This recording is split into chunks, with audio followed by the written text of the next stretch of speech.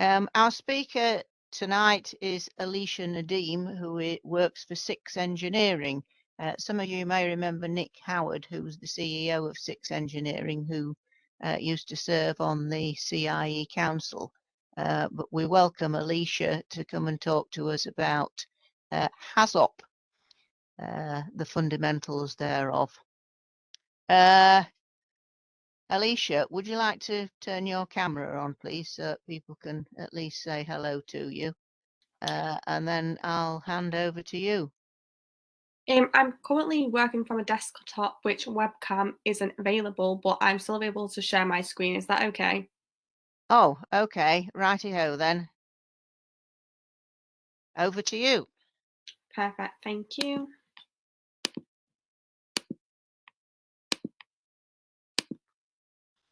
Could anyone just clarify if they can see my screen? Yes, I can see it. And we've got a thumbs up from John. Perfect. Thank you.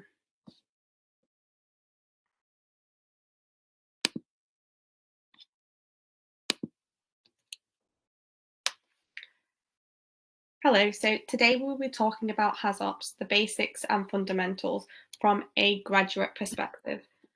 My name is Alisha Nadeem and I am a graduate functional safety engineer working for Six Engineering. I graduated summer 2021 and started with Six Engineering in November 2021, so I will be sharing with you what I have learned so far. This presentation will discuss getting started with HAZOPs from scratch, and hopefully by the end of this presentation, everyone will have a clear understanding of this structured and systematic technique used for system examination and risk management.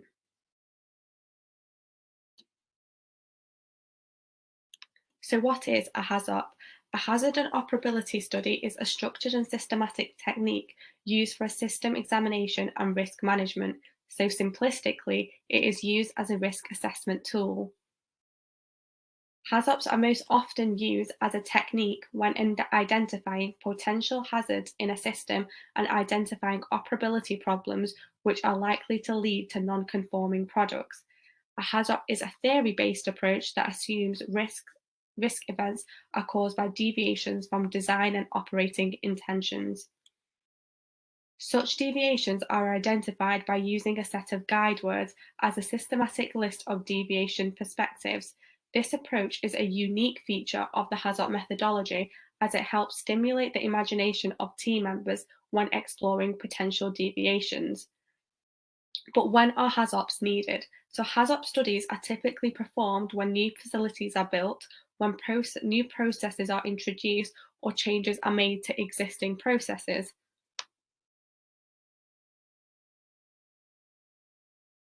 So HAZOPs are often described as a brainstorming technique, a qualitative risk assessment tool, an inductive risk assessment tool with a bottom-up risk identification approach where success relies on the ability of subject matter experts, known as SMEs, to predict deviations based on past experiences and general subject matter expertise. Before delving into HAZOPs in detail, it's best to understand the following terms for clarity: hazard, harm, and risk.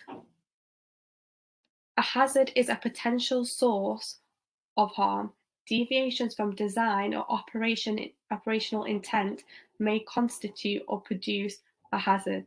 Hazards are the focus of HAZOP studies, and it should be noted that a single hazard could potentially lead to multiple forms of harm. Harm is defined as physical injury or damage to the health of people, or damage to property or the environment.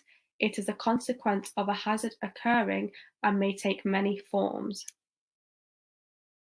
Risk is a combination of probability of occurrence of harm and the severity of that harm. It is not always explicitly identified in HAZOP studies, since the core methodology does not require identification of the probability or severity of harm. However, risk assessment teams may choose to rate these factors in order to further quantify and prioritize risks if needed.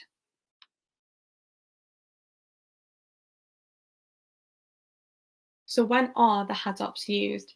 HAZOPs are used and best suited for assessing hazards in facilities, equipment, and processes, and a HAZOP is capable of assessing systems from multiple perspectives, such as design, physical and operational environments, operational and procedural controls.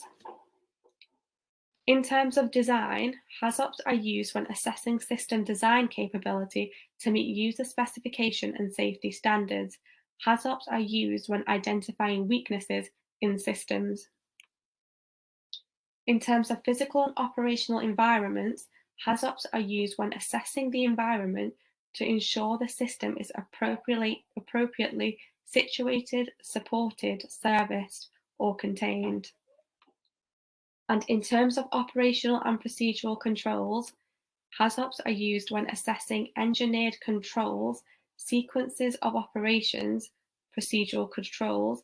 HAZOPs are used when assessing different operational modes such as startup, standby, normal operation, steady and unsteady states, normal shutdown, and emergency shutdown.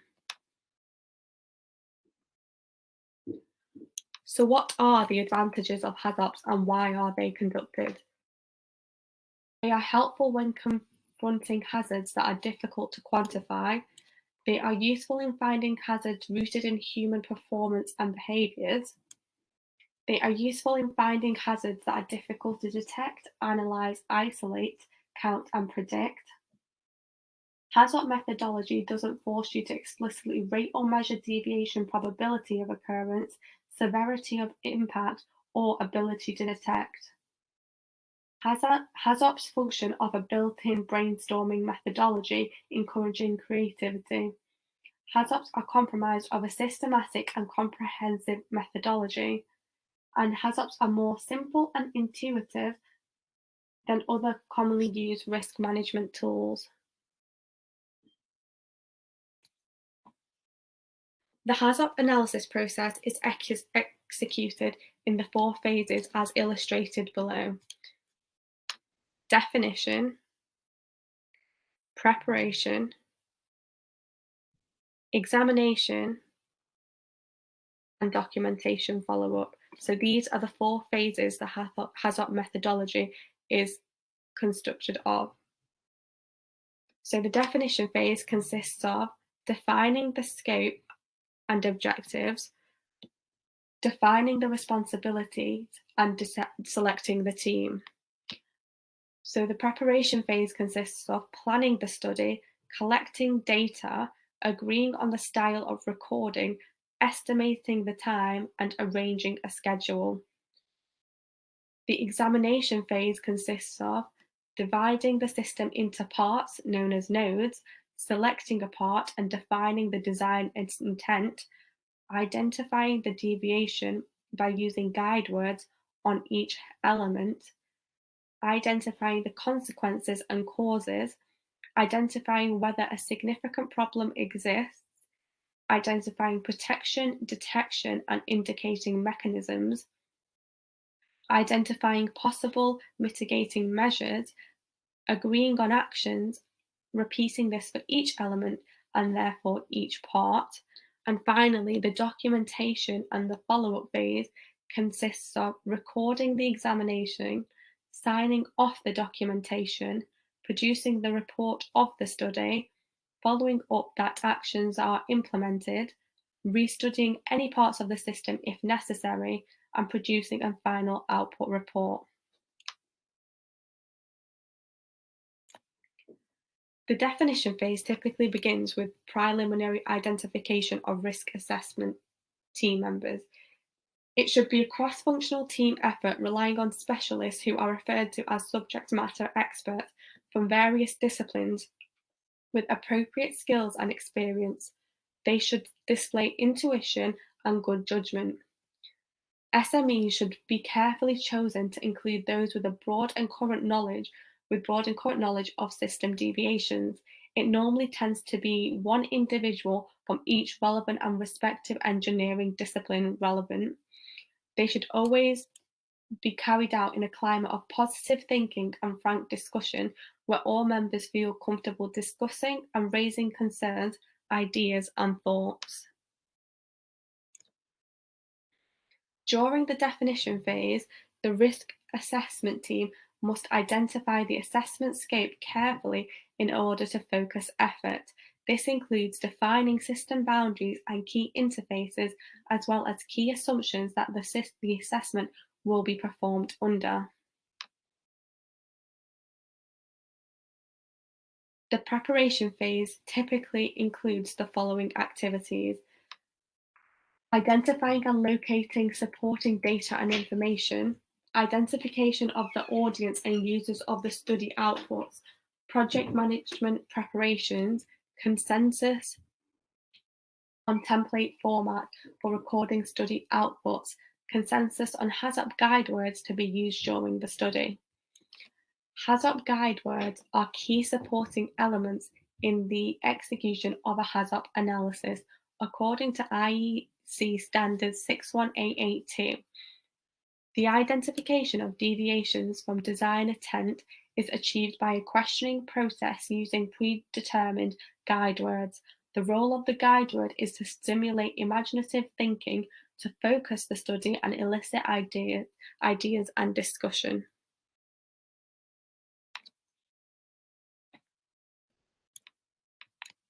Risk assessment teams are responsible for identifying the guide words that will be best suited to the scope and problem statement for their analysis. Some common HAZOP guide words include no or not, other than, more, early, less, late, as well as before, part of, after, reversed, and many others can be crafted if needed. Once the HAZOP guide words are selected, the examination phase may then begin. The examination phase begins with identification of all elements of the system or process to be examined. For example, physical systems may be broken down into smaller parts as necessary. Processes may be broken down into discrete steps or phases. Similar parts or steps may be grouped together to facilitate assessment. The HAZOP guide words are then applied to each of the elements. In this fashion, a thorough search for deviations is carried out in a systematic manner. It must be noted that not all combinations of guide words and elements are expected to yield sensible or credible deviation possibilities. As a general rule, all reasonable use and misuse conditions which are expected by the user should be identified and subsequently challenged to further determine if they are credible and whether they should be assessed any further. There is no need to explicitly document the instances when combinations of elements and guide words do not yield any credible deviations.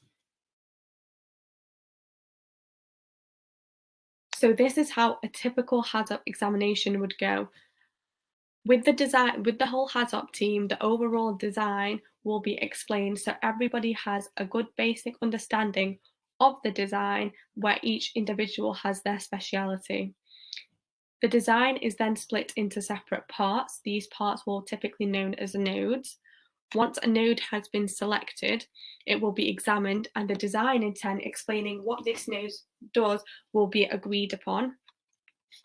Relevant elements of this node will be identified. It will be then identified whether any of the elements can be usefully subdivided into characteristics such as temperature, pressure, flow, such as many others. An element will be then selected with its specific characteristic. As mentioned before, one of the guide words will then be used. The guide word will then be applied to the selected elements and to obtain a specific interpretation. For example, if the scenario was a tank, the element was flow and the guide word was no, then this would lead to a specific interpretation of no flow in the tank. It will be then assessed whether this deviation is credible. If the deviation is not credible, another word will be used to find a credible deviation. Once the credible deviation has been met, it is investigated The cause, consequence, protection, and indication will be investigated and documented. Have all the interpretations of the guide word and element combinations been applied? If not, another word will be added and this will be done. If so, this will be done for each element. If not, it will be done again. Have all elements been examined? If all the elements have been examined, you move on to examining all the parts, and if all the elements haven't been examined, it is done so for each guide word until they have. Once each specific node has been examined fully, the whole overall design as a whole has therefore been examined also.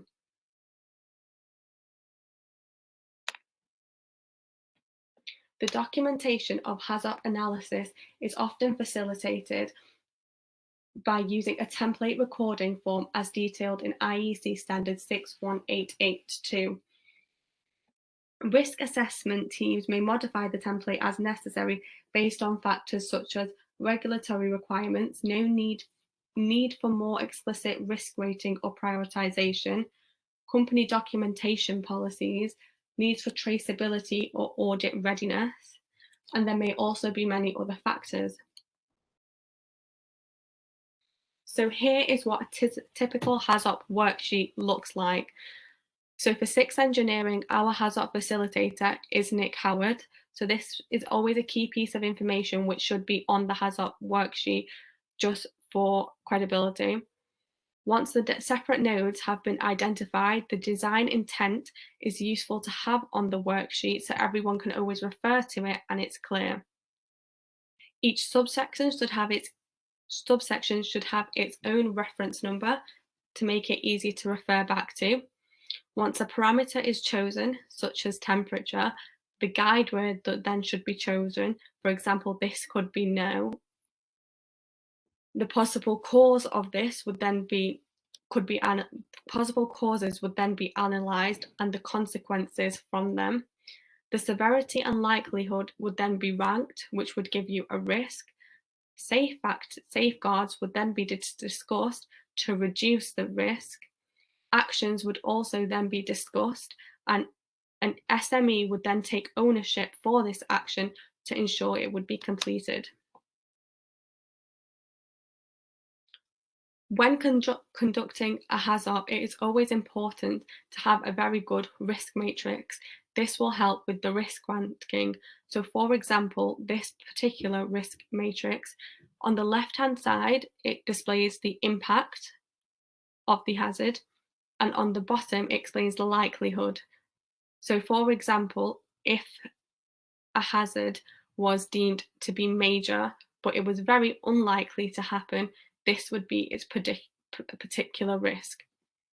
Here, impact is divided into 6 different categories, 0 being a site issue, 1 being significant, 2 being serious, 3 being severe, 4 being major, and 5 being catastrophic. It is then important to understand how likely this is. So this can range from extremely unlikely, very unlikely, unlikely, possible, probable, and regular. If it is described as extremely unlikely, this means that it is theoretically possible, but there is an extremely remote chance of occurrence. When described as very unlikely, this means it is a foreseeable event, but there is a very remote chance of occurrence during the lifetime of the plant, facility, or process. This would require multiple independent protective layers to fail on demand. Unlikely is defined as incidents known in industry, unlikely events not expected during the lifetime of the plant, facility, or process, and these would require 1 or 2 independent protective layers to fail. Possible is defined as possible during the lifetime of the plant, facility, or process, root cause likely to have occurred previously. When described as probable, the event or near miss that has occurred during the plant, facility, process life, or it could be regular, an event occurs regularly on the plant, facility, and process. Now, seeing this put into action on the next slide. So for example, In the case of node X, where the design intention was to charge filtrate from a previous stage, heat to X degrees via X, and the vac distill until distillation stops, cool to X degrees via X and release the vacuum with nitrogen, maintaining the blanket, and empty distillate receiver to waste. You can see here that each relevant one would have its own reference number. A parameter would be chosen and henceforth another guide word, which would lead to a probable cause where there would be a consequence. This would be rated via severity and likelihood, which would determine the risk, which would be a combination of both. Safeguards were then chosen and an action was then chosen, and an individual SME would take ownership of the action.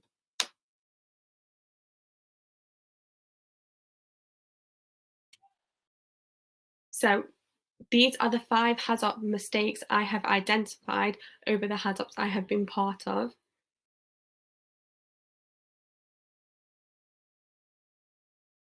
Mismanagement of time allotment issues. So the first session of a HAZOP is normally what I think is the slowest one, just because it takes time for the team to become comfortable. However, it's very, very important to remember to manage the time correctly, as it is only normally typically a set amount of days. Incomplete, inaccurate, or unavailable process safety information. So sometimes the piping and instrumentation diagrams or safety data material is not available or not up to date. There could be an incorrect size of the HAZOP team, which means not all the representative SMEs are available for the HAZOP, which makes the HAZOP go slower and becomes more difficult. Irrelevant recommendations. So the recommendations made for safeguarding have to reduce the risk. The risk reduction factor is very important. Trying to solve the recommendation or design the solution during the HAZOP. It is important to realise that if the situation is too big for the HAZOP, it should be taken to LOPA, where it can be analysed and discussed more, which is a layers of protection analysis. Next, we have Nick Howard's 10 HAZOP hints and tips.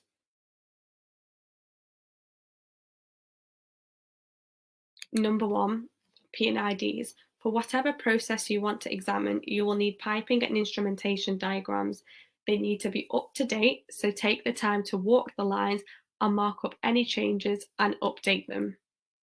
So this is just to ensure that all the piping and instrumentation diagrams for the relevant design are up to date, so when the HAZOP is being facilitated, it's a clear and easy process.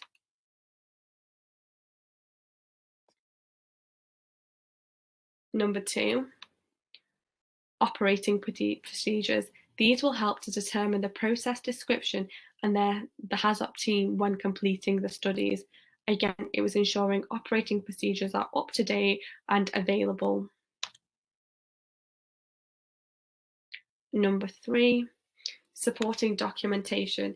It is really useful to have documentation such as material safety data sheets, hazardous area classification, and other such documentation available at the HAZOP. If it isn't available, then the team may not be able to answer fundamental questions and can lead to needing to assume the plant is operating in a hazardous condition. If the team are not able to answer the fundamental questions during the HAZOP, time is normally taken out of the HAZOPs to go find the relevant information, which also can slow the HAZOP process down. Number 4, control and instrumentation. It's handy to produce a cause and effects matrix which describes how it functions. For example, temperature transmitter TT1234 closes valve XV1234 on a high alarm at 80 degrees. If this information isn't available, expect an action to go find out. So it is more important to have actions which really help finding the hazards of the design, So if anything can be done beforehand to have less actions, this is very important. Number 5, HAZOP procedures. Although your HAZOP facilitator or chairperson will be able to guide you through the process, it's helpful to have your own corporate HAZOP procedure. This will spell out who is responsible for what and how it will be done. This also saves time during the HAZOP itself. So the HAZOP leader should have knowledge in 6 areas: professional skills, safety management, process safety, process and chemical engineering, human factors, and workshop facilitation. In regards to their professional skills, they should excel in planning, interpersonal skills, and time management. In regards to safety management, they should have knowledge in HAZOP techniques, related techniques such as laser protection analysis, and regulatory requirements. In regards to process safety, they should have knowledge in hazardous scenarios, consequence assessments, and engineering safeguards. In terms of process and chemical engineering, as much as it will be impossible to know all, but they should have knowledge in chemical properties and reactions, process parameters, and process equipment. In regards to their human factors, they should have knowledge in operability and maintainability, performance shaping factors, and incidents and causations. And in regards to workshop facilitations, they should ensure recording of actions, managing relationships, and communication. Number 6, terms of reference. The terms of reference is used to collate the information that the study will use, as well as conveying details such as when, where, and who. The terms of reference should be issued well enough in advance of the study for the HAZOP team to be able to read it and familiarise themselves. Number 7, training. At the start of every HAZOP, we ask whether there is anyone attending that has never attended a HAZOP before. If there is, we summarise the HAZOP process for them. Although the methodology is quite simple, a brief course for the attendees in advance of the study is particularly useful.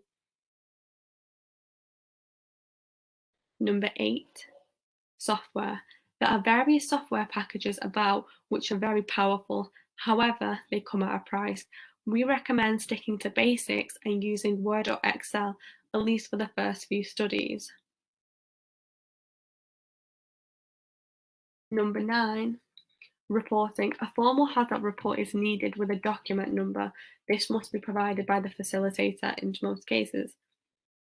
And finally, number 10, actions are raised where the HAZOP team considers they are required because either insufficient information is available or there is insufficient protection against hazards. Remember that risk reductions contained in actions aren't in place until they're completed. Actions should be formally closed out and supporting evidence provided. Thank you for watching, and any questions are welcomed. In terms of questions, can everybody hear me okay? Yes, no, yes, I've got a thumbs up from John, good. In terms of questions, if you could type them into the chat box at the bottom right-hand area of the screen, you'll see a little speech bubble, and then that will save everybody trying to talk at once. I should have told you at the beginning, my apologies. That will save everybody talking at once, and then I can facilitate the questions. While people are thinking and typing, I presume there's some sort of legal regulation for this process, Alisha? Yes, there is. So as it was mentioned, there are standards which are adhered to, such as IEC 61885.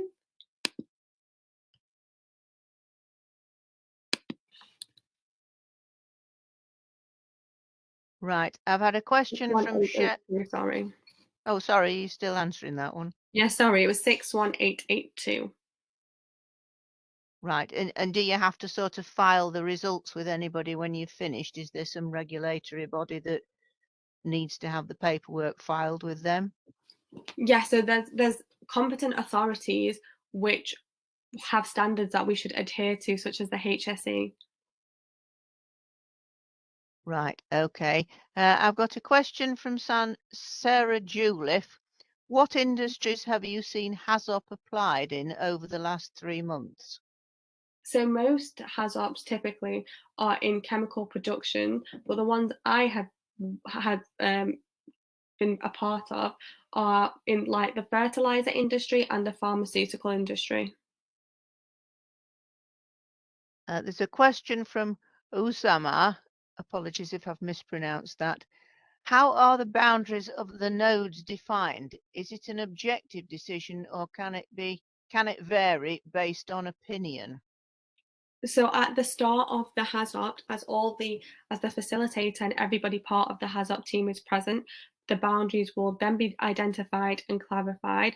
It is important that that it's an objective decision and it's only seen one way. There's not much room for a difference of opinion because it's important that it's the same and it's objective. Question from Marcus Hamler. He says, good overview and he likes the top tips. Any views on effectiveness of HAZOP via Skype? So I've been in a part of an equal number of HAZOPs that have been in person and via Teams. I do as the ones over Teams are effective. However, I do think if they are face to face, they are slightly easier. I think we'd say that with lectures as well, actually. This has been great while we've been all corralled inside, but I think it would be nice to see people, really. Another Marcus Hamler question. Is it an art or a science? What makes for an effective HAZOP? Due to its systematic methodology, I'd say it was definitely more of a science. And what makes it an effective HAZOP would be an effective HAZOP team. Right, a question from Bonolo. Does the standard mention how long, sorry, I've lost that. Does the standard mention how long recommendations should be implemented after the HAZOP? I think what he actually means is how long after the HAZOP should the recommendations be implemented? In other words, do you have to do it tomorrow or I think can you leave it? it varies from action to action. Obviously, some actions would be easier to fix than others. So it's on a varying basis. Right. From an anonymous person here, how far do you go in determining the knock-on or domino effect in HAZOPs? In the HAZOP session, I think it's important that if anything is seen as appropriate or reasonable, everything is discussed. So as far as it goes, whatever could be a possible cause and anyone can think of will be brought up. Oh, that was Adrian Northey. Sorry, he's owned up to who he was. Hello, Adrian. Michael Morehouse. How does this relate to or overlap with HACPP, Hazard Assessment Critical Control Points, often used to control processes such as the food industry?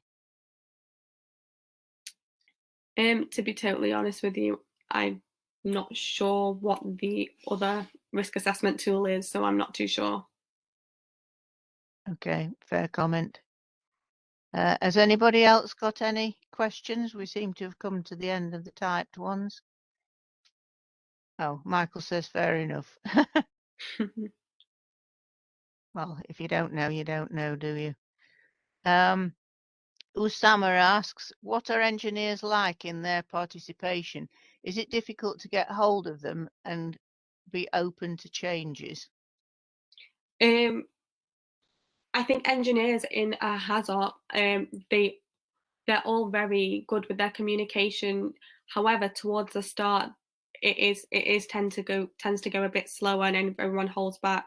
However, after a little while, everyone does seem to voice their opinions, and it's not very difficult to get. It's difficult to get hold of them beforehand, but once a HAZOP date has been set, then it's a HAZOP is an important risk assessment that has to be conducted. So they're very keen to do the HAZOP.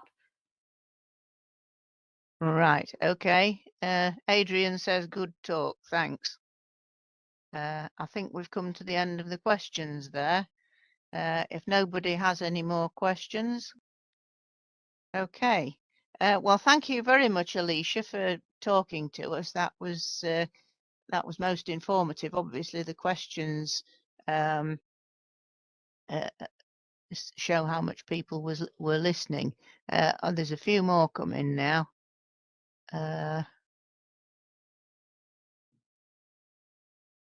They've all come in at once. Sorry, I'm just reading them. Right. Robert Moore says, do you solely review against P and ID in front of you? For example, most of our P and IDs include standby pumps from the start, but from a philosophy point of view, this is obviously a safeguard already. Hope you understand this.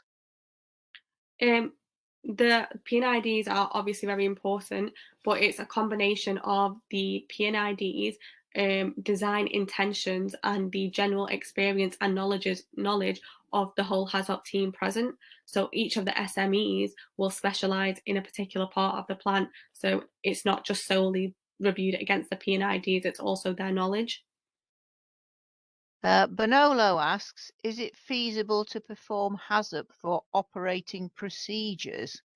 I guess the operating procedure must be part of the process and the hardware, really. Well, yeah. I probably answered that question for you. I hope that answers your question, Bonolo. Michael Morehouse again. HACPP is the last in a process that offers a chance to control a risk.